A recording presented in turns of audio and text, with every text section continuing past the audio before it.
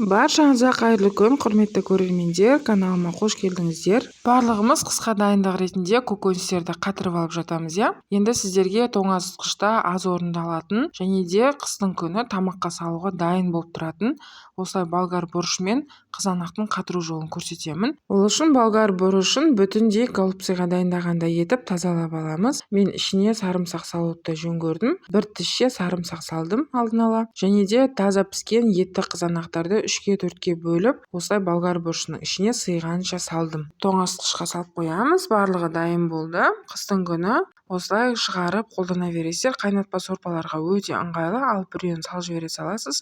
Не болмаса тамақ жасардан алдын жарты сағат бұрын шығарып қойсаңыз, ерігеннен кейін турап басқа да тағамдарға қоса берсеңіз болады. Егер сізге видео ұнаған болса, каналыма тіркеліп, лайк басып, комментарий қалдырып және поделиться пернес арқылы достарыңызбен бөлісіп, мені қолдап жүрулеріңізді сұраймын. Назарларыңызға көп рахмет.